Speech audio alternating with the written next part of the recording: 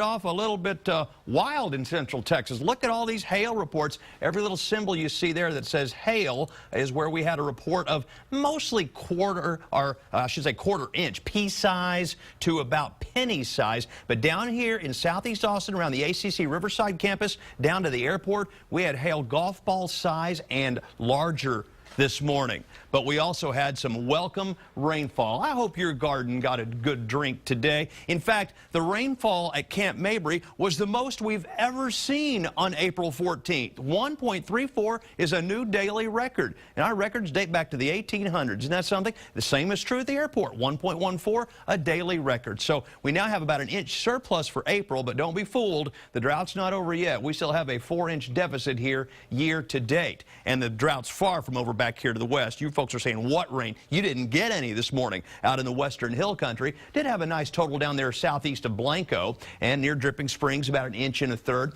There were a couple of inch totals here and there. Up around Round Rock, a half inch. Same's true in Pflugerville, a little less up toward Georgetown. And then over to the east, you folks had a half inch to 3/4 of an inch, but nobody even had 1 inch. And now tonight, in the wake of that front that brought this morning's weather, we are looking at the possibility of freezing temperatures in the hill country. A freeze warning is in effect for all of our hill country now. It's been expanded. Does not include Blanco County, frost advisory Bell and Milam County. But I'll tell you, even in those low valleys, you know, we always talk about the cold pockets, even around the metro area, some patchy light frost is a possibility in those lowest valleys. So if you don't want to take any chances with your new tomato plants, cover them up or bring them in tonight. I think most places are going to stay above freezing, and it's not going to be a problem. But this is about as low as I think we'll go in town, in Burnett, in Marble Falls, in Johnson City. Very near freezing, but the coldest valleys out here again, maybe as cold as 27, 28 degrees in the morning. 34 in Georgetown in the morning, about 35 in Pflugerville, about 36 out around Lake Travis, and we're looking at mainly mid-30s in our eastern counties with the possibility,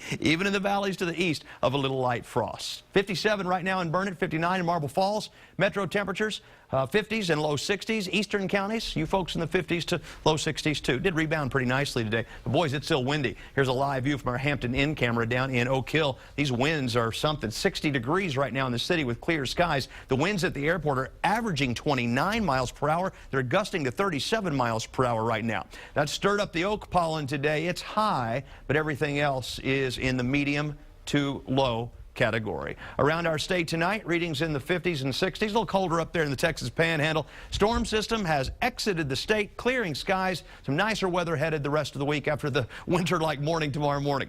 All right, here are your highs tomorrow, for example, up into the mid-60s and with very little wind. It's going to feel great. Tonight, full moon, 38, north wind 10 to 20. Tomorrow winds go light, they shift southeast, sunshine, high 68.